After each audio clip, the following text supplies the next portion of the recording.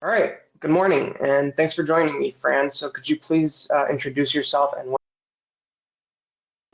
I'm Fran. I'm one of the founders at Superfluid, and I have been doing Superfluid for the last 4 years, I guess, and been in crypto for the last 6 years. So, what is Superfluid for those who don't know? Wait, I just realized it's 7 years. Wow, time flies. Superfluid is a protocol.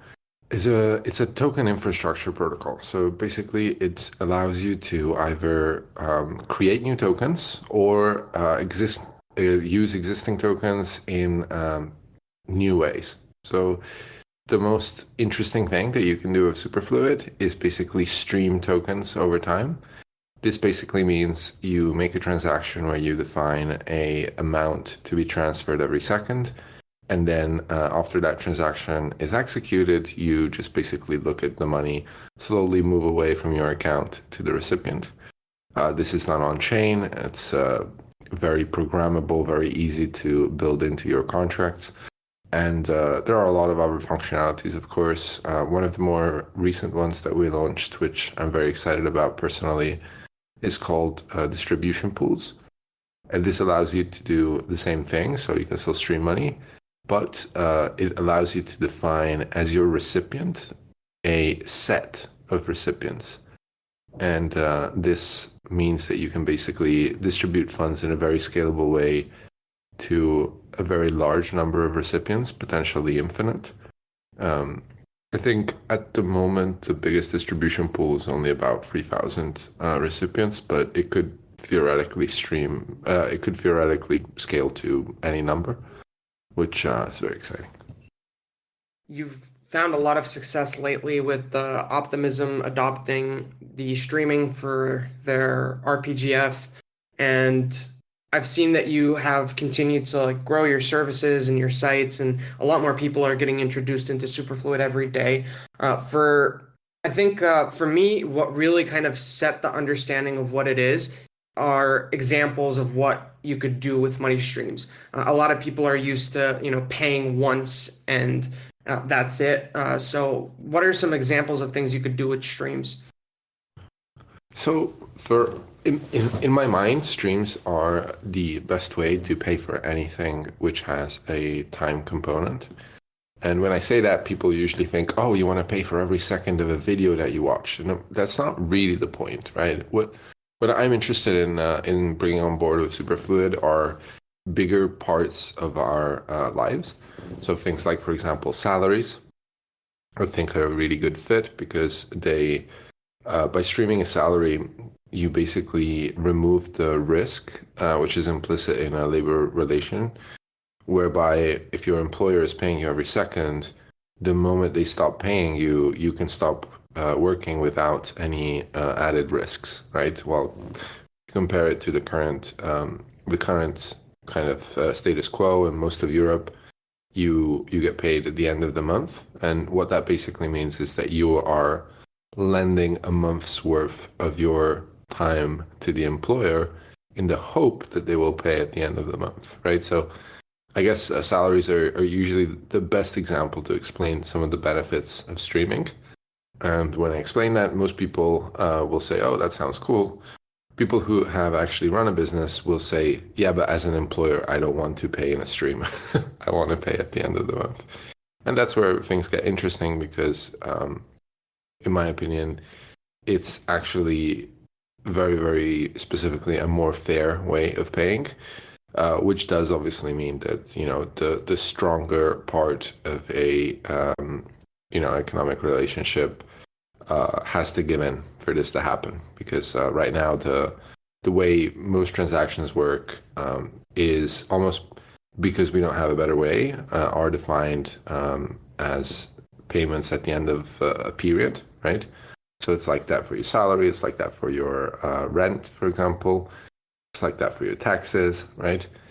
And whether you pay at the beginning or at the end of that period, in most cases depends on um, the let's say the strongest part of that economic relationship, right? So in the case of the employer, they decide to pay you at the end of the month. Nothing you can do about it. Well, streams offer a fair alternative. So you're not asking the employer to pay you before you work, which would also be risky on their part. You're asking them to pay you as you work, which is a way to de-risk both ends. So very interesting, right, in that use case. But what's really exciting about Superfluid is the possibility of chaining streams. So let's imagine I'm streaming you a salary.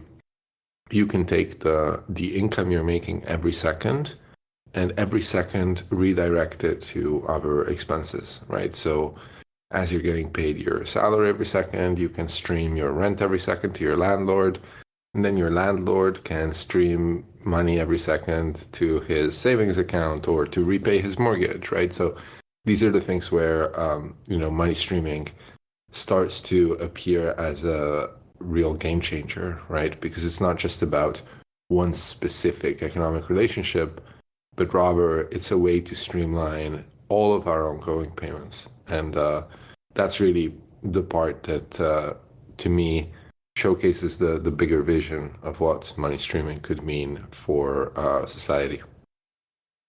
As someone who's been working online and mostly as a freelancer for the last 5 years, I've had a lot of experiences where I've put in the work and not gotten paid. And it's painful because, the risk is taken on by the weakest party, which is the renter or, the employee, as you said. And I've used streams and it is an improved experience. I think a lot of people don't understand the value of having money right now as opposed to later. If you hear about something interesting, you could be investing. If you need to pay for someone to help you, you don't have to wait and you don't have to be reliant. A huge issue, like you just said with streaming, change streaming, is if I do a month of work in advance for an employer and I am also hiring somebody that I depend on my employer's payment for. If my employer doesn't pay me, I can't pay the other person, and there's this chain effect that is pretty harmful. What are some of the things that you've had challenges with in terms of introducing this to people? Oh, dude, so many. This is not, it's not easy, right? Because our minds are really kind of built around the idea of monthly payments. People have been using money in a certain way for the last 6,000 years. So it's not really easy to go to people and say, hey, your money can now be streamed. You can get paid every second, and your money's going to move in the background while you don't look at it, right? Like it's really complicated for people to understand this. So I would say that for every real use case that we've tried to approach, we've had some success with extreme crypto natives, let's say very kind of frontier, high risk taking early adopters. But with anyone else, it's been really, really uphill. Now, there are some spaces where we've seen more success. And what we've started to realize is that there are a lot of opportunities to take. There are a lot of lower hanging fruits than things like salaries, because salaries really are such an important part of, for example, a business's way of operating and such an ingrained part of how they think they should operate that it's really, really hard to change. I mean, to be honest, one of the biggest blockers is actually regulation because, like, the labor relations are incredibly regulation intensive, and that's the case in most of the world, which means if you try to square a payment by the second with a employment contract, you're in for unfortunate surprises. It's very complicated. It's interesting that you mention the regulation side of things and the early adopters, these people that are very technical and willing to take risks, don't really factor that in. And I personally haven't. I've figured out how to deal with these issues. How do you tend to approach the regulation issue? Is this something that you are actively fighting for? Are you basically hoping that it's going to get better or waiting for clarity? Could you tell me a bit about that? Well, I mean, regulation does Okay, so my approach to regulation, I'm going to talk about it more from a kind of more general crypto point of view, is that regulation can only change through either some kind of illuminated politician, right? So like a politician who sees the light and decides to make it a mission of his to upgrade his country, or through mass civil disobedience, right? And in the case of crypto, we've seen a bit of both, right? So you'll see these kind of smaller jurisdictions where they're like opening up to crypto, right? And occasionally do some really interesting things, right? So I think it's the digital minister of Buenos Aires who recently created like some sort of ID system on the blockchain for people in Argentina, which is really cool, right? But that's just because the guy has a personal agenda. On the other hand, if you look at the US, you could say that they're literally at war with crypto, right? I mean, they're trying to put all the founders in jail, and like they literally couldn't, would love to stop it, but there we were seeing the other factor that I mentioned, right? So mass civil disobedience. So we're all doing it anyway, and there's nothing they can really do because there's too many of us, right? So they just kind of have to look the other way and make us fit in, and prove their point and try and make a case that we should stop. But they're obviously losing in the U.S., right? Elizabeth Warren has been trying to close down crypto for years, and there's just nothing she can really do. So my approach to how to square Superfluid with regulation really is just to go for adoption, and then it's hard to imagine a regulator caring about money streaming before money streaming is adopted, right? But the moment it is adopted, it's going to be hard for them to go back and say, hey, stop doing that, right? That's too late. So I think that's the right way to approach it. One thing I've been noticing when I go out to, say, parks is these places are usually being sponsored by either corporations or private individuals, and I get to see their name for the first time. I don't know who this person is. I would have probably never learned anything about them. And I see a world that I've been speaking with people about where Gitcoin and Superfluid collaborate to stream money to a park to keep it clean and to keep the people who are maintaining it paid. And I think that these kinds of actions in the real world would make a lot of impact in terms of getting more people to one want to disobey, let's say, bad laws, and to get more people heartfelt or moved in a way that they would actually go and have a personal agenda to try to change their country for the better. Does that make sense? Is this something that you've come across over the last few years?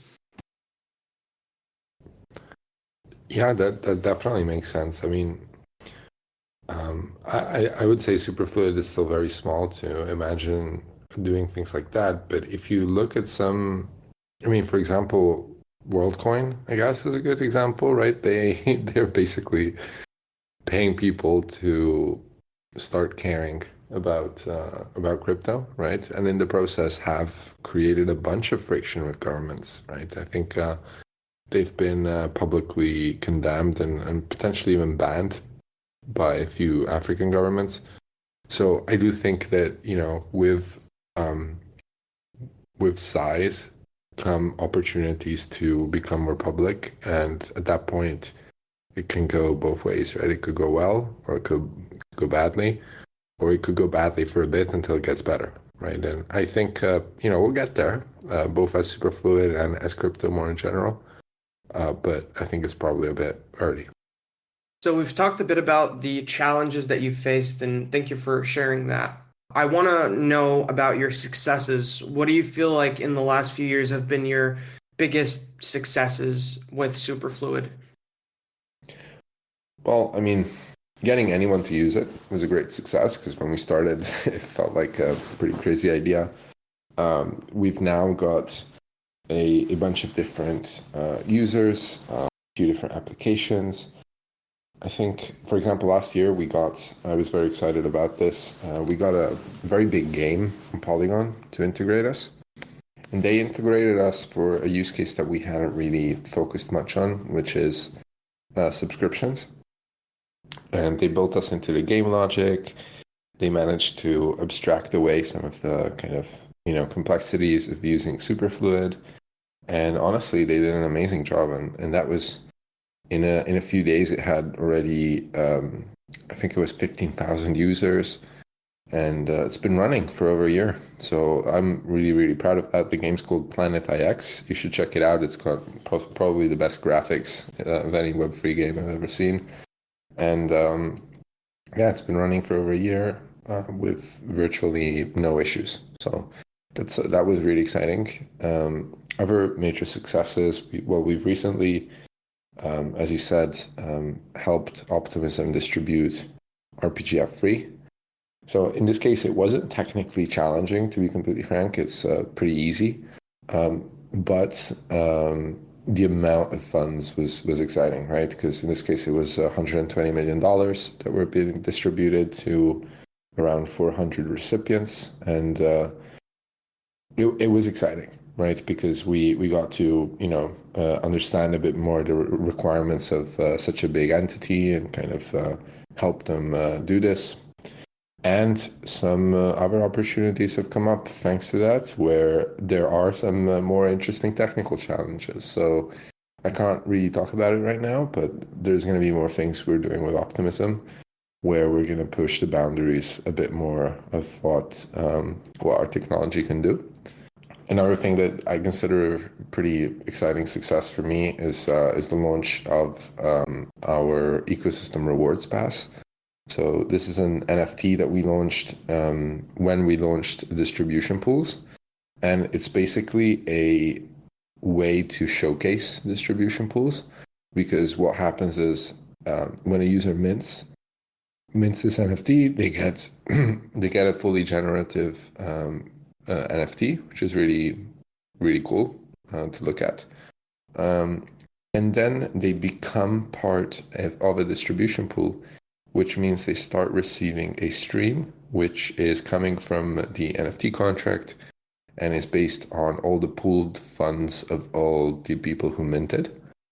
And every time someone new mints, it resets the clock on that stream so that the stream lasts for 30 days. And honestly, I find it really exciting because we launched it over a month ago. It's now been 2 months. People keep minting. And as long as people keep minting, the stream is going to keep going. And it's hard to predict how long it will go on for, but it could theoretically go on forever. So we're pretty excited about it. It's currently got, I think, about 10,000 mints across all the different networks that it's deployed on. And it's going to keep being available, and we're hoping to integrate it into more, let's say, community activities that we do as well. Apart from that, there are a couple of other bigger apps that are built on Superfluid, but they're not public just yet, so probably can't talk about them. From everything I hear, you have a history of experimentation, and I've noticed a lot of that, like experimenting with how to onboard developers, different products that could be used, collaborations with DAOs and companies. And it's very fascinating. I think a lot of the companies I've been a part of are really like they're on one track. They do the same thing. They get better at it. They improve, but they don't typically go for these very different use cases or different type of collaborations. How do you foster this experimentation in your company? Well, it's part of our culture. I mean, Superfluid is if you join a company like Superfluid, especially as an engineer, it's because deep inside you there's something wrong. Like you're not a kind of normal person who wants to go about their lives and do something that they can explain to their families, right? Superfluid is trying to change the nature of money, right? To turn money into a fluid that can be streamed around. And all of this is so weird that I guess we just attract weirdos. We've got a bunch of people who are keen on doing crazy stuff and on seeing novelty everywhere. And I think it's honestly also one of the things that are most appreciated in crypto, right? Are novelty, innovation, new ideas. And that's honestly one of the reasons I really like this industry. I mean, I think there's two ways to make it in crypto, right? One is to go and solve the problem, do the things that the startup books tell you. And the other is to create something completely new that manages to capture people's imaginations. And that is the part that we are excited about because it's not that money streaming doesn't solve the problem. It's more that we believe adoption is going to be easier by capturing people's imaginations rather than proving utility. Because the main utility of Superfluid is capital efficiency. And capital efficiency is not something that most people understand. So rather than giving everybody a lesson in economics, which is what you said earlier, by the way, it's people don't understand the value of a chicken today rather than a chicken tomorrow, right? Um, you should get paid earlier, right? And that's what Superfluid enables. But yeah, I think people are much more likely to jump on the boat because they see a shiny new object rather than because they understand the kind of broader vision and underlying opportunities. So that's the reason why we try to build crazy stuff and put it out there and see what happens. Um, maybe it's also my personal bent.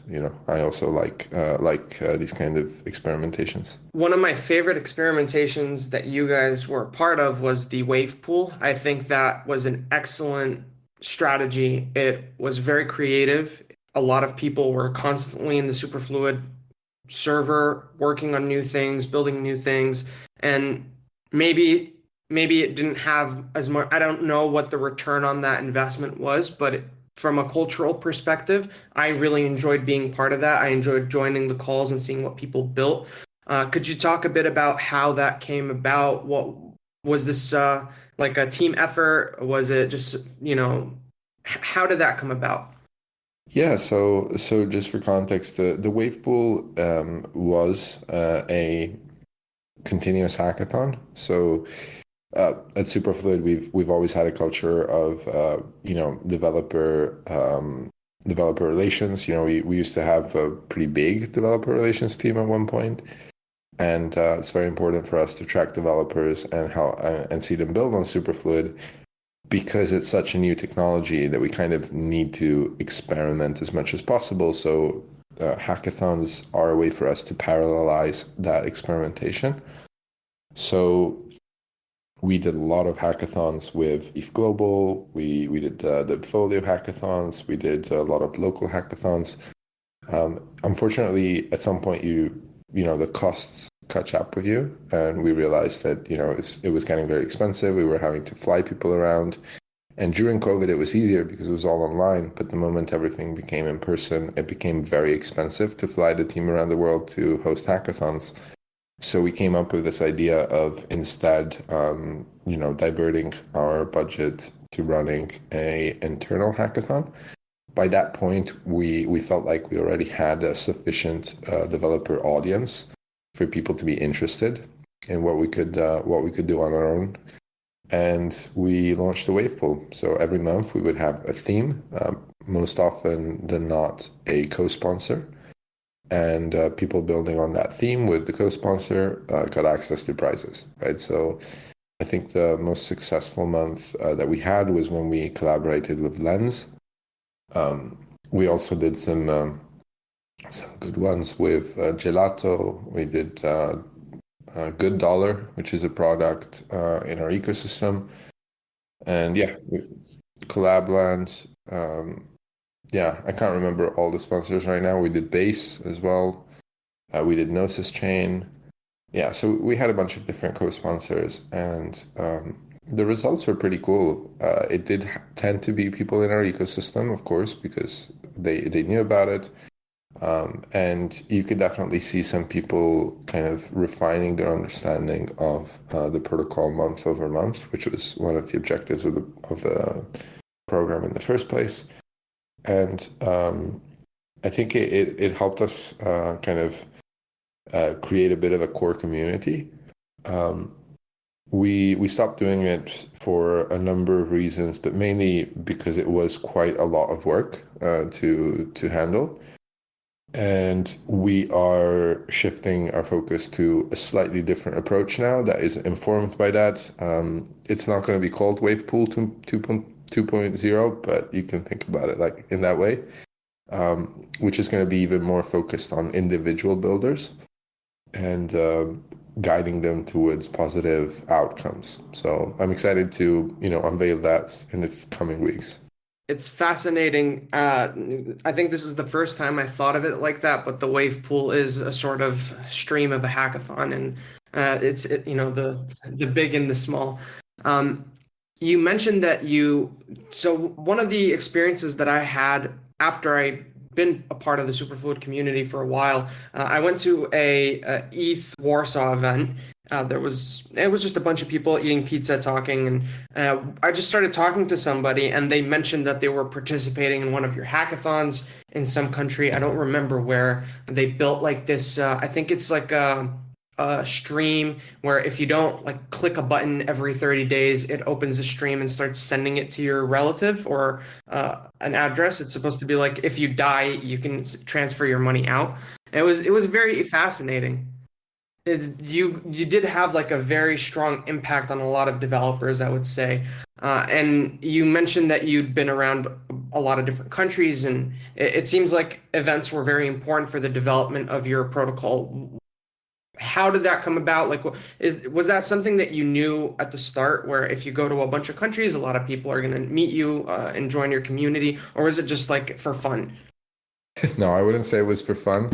It was a lot of work, honestly. I think, crypto's global, and that's one of the parts of the industry that I appreciate the most.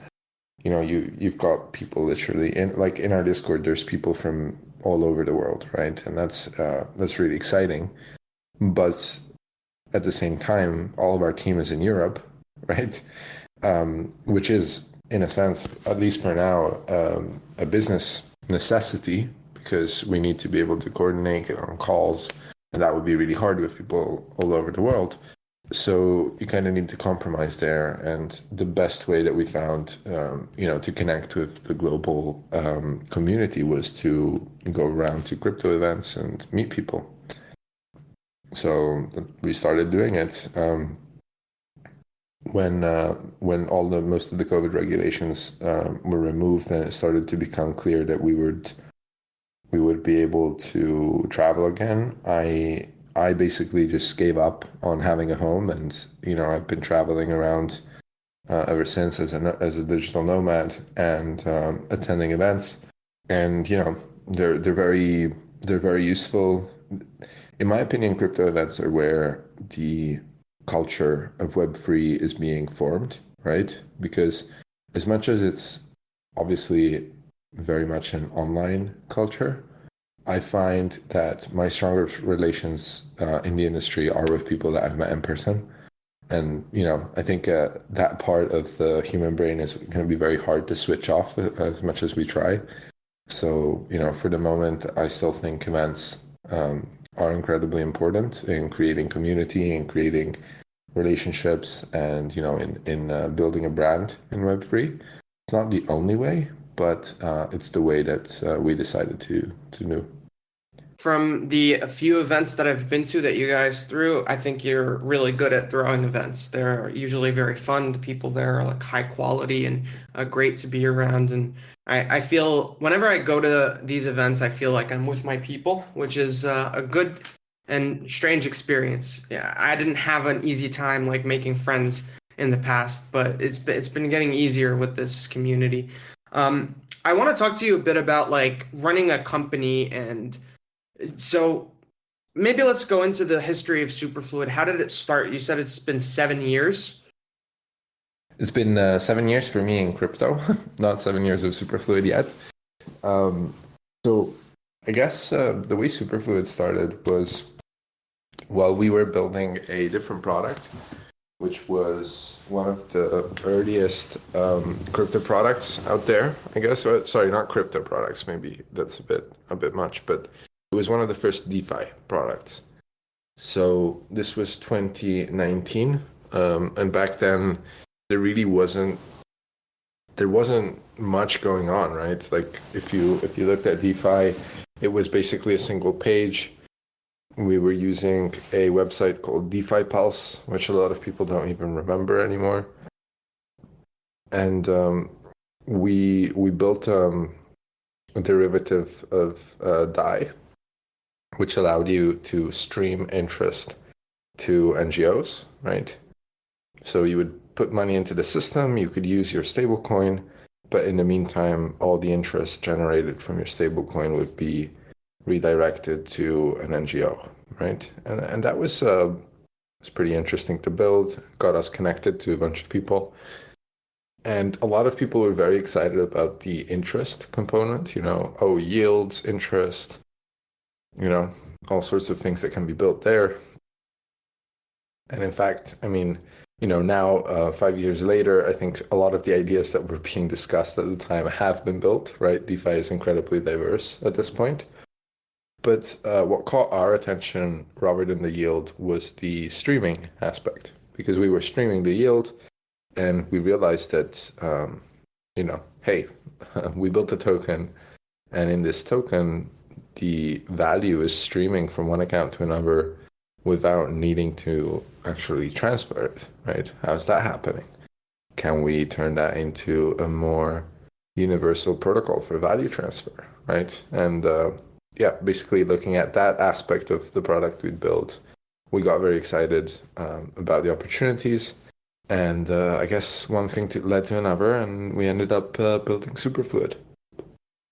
Thanks for sharing the history of that. It's very interesting to see. I'm really fascinated in trying to understand like what does it take to run a company? It's been a few years since you started this. It really evolved, and I can see it changing every year and growing and getting better. I know that it takes probably an insane amount of focus, a lot of energy, and a lot of like financial, economic planning. What has being a founder taught you?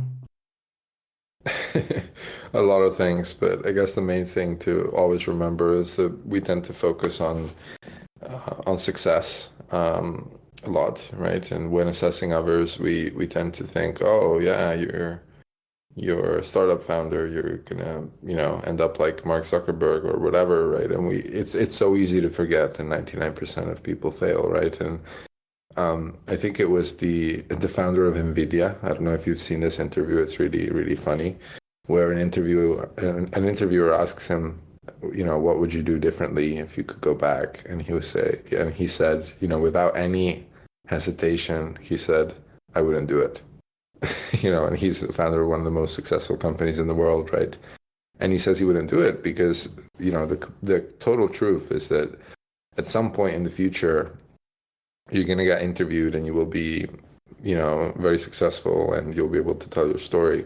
But in the meantime, you're basically grinding your ass off for very little reward, while in the meantime seeing everybody around you having a much simpler time, right? A much easier time, and that's it's a lot of work. It's really hard, it requires a lot of mental energy to be able to have the patience to keep doing that for years and years and years until you start seeing some level of success, and then keep doing it for years and years and years until at some point you can stop, right?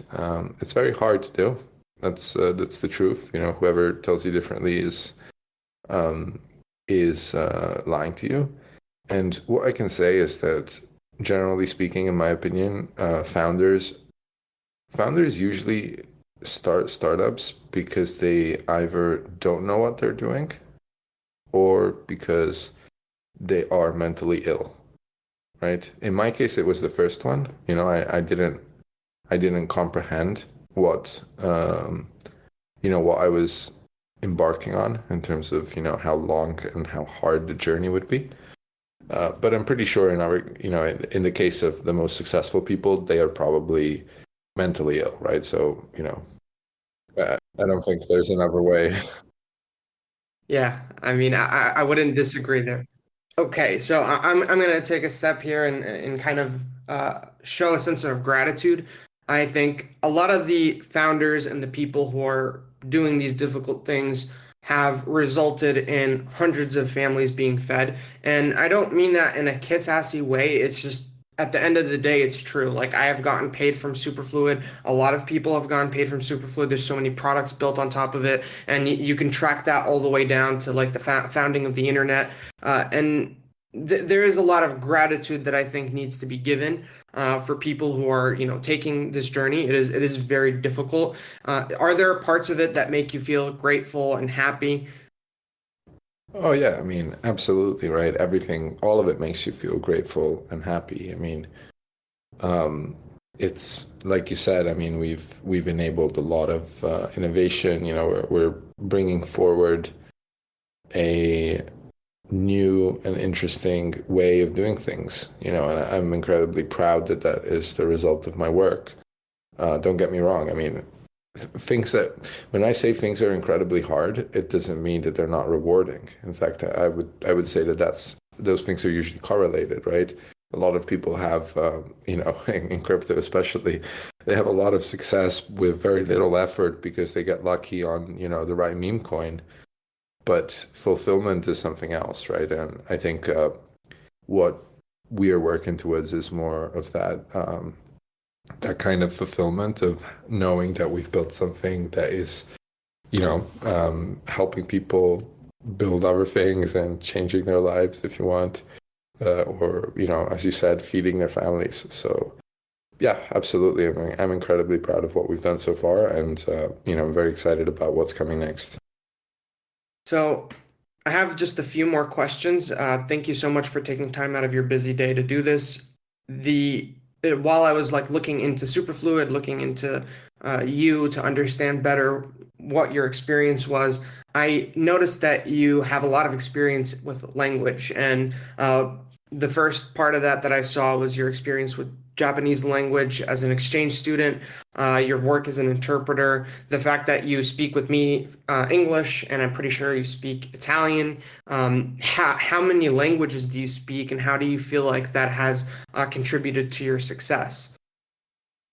Um, well, I speak five languages with varying degrees of fluency. Those are Italian, Spanish, Portuguese, English, and Japanese. Again, I say varying degrees of fluency, and that means that both I have some of them where I'm better than others, but also that over the course of my life, the level that I speak at has changed significantly. Um, it's it's I guess it's part of my who I am, right? I've always been bilingual because I'm from a mixed family, but after that, I just kind of picked up a bunch of languages in the process, and it's something I really enjoy. I studied linguistics in university as well, which gives me great credentials to build in crypto.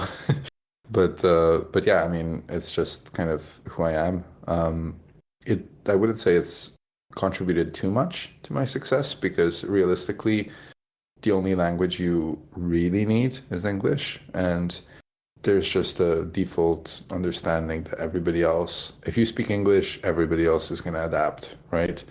And that is unfortunate. Like, I don't necessarily agree with that mindset, but it is also, very much true. And, as a result, I don't feel like I can say that, speaking these other languages has helped me substantially. That said, I loved learning new languages and speaking new languages because I don't think you can really become close to someone, make a friend, if you are forcing them. If basically if talking to you is hard to them, they're not going to be your friends, right? Or at least not you're not going to get really close. So speaking Japanese, speaking Spanish has enabled me to create really strong relationships in communities that I can't say are my own, right? So, for example, Superfluid has a ton of users in Spain, and we have very strong community members in Argentina, right? I'm currently living in Argentina. We've done a ton of events in Japan, and if you trace those things back to someone in the company, it's to me because I can actually speak to them and I can actually tell the story to them in an eloquent way, and people appreciate it, right? Because they know that I'm not from where they are, but I'm making the effort to talk in their language and tell them the story in their language, right? So people appreciate it, and generally speaking, I I enjoy it. So I guess that's kind of it. So I moved to Poland a few years ago, and everybody says that their language is very difficult. It is not easy. It's probably not worth learning. And I took like a course called Survival Polish. It was about 3 months, and I learned like numbers, basic greetings, food, drinks, and just like whatever you need for the essential basics. And what I noticed is even that tiny amount of effort, like you can really cross a huge gap between people if you just show that, like you said, you've put in a tiny bit of effort into learning a few words and even just saying nice to meet you. And I can see how valuable that has been to my life. It's fascinating that you know 5 languages. And do you know how to code at all? Yeah, I mean, I do code in my spare time. It's not part of my job, unfortunately, but it's my hobby and my passion to code, especially kind of Solidity or front end stuff. That's yeah, that's amazing. It's a lot of work, and there's a lot of crossover, I think, between language and coding. Um, so Fran, what would you like? What advice would you give to people who are either in what your position was a few years ago, or who want to be founders, or who just want to get into this space? I mean, my advice is always the same, I think. Try and, well, it depends what your objective is, but if your objective is to build something in the space, try and think slightly longer term. Don't get too excited by the shiny toys that exist, and think more in terms of what you could build, and how that is interesting and important, and how that will motivate you to get there. One incredibly important thing that I've learned is that engineering challenges usually take at least 3 times what you estimate in terms of time and effort to achieve. And there's very rare exceptions to that rule.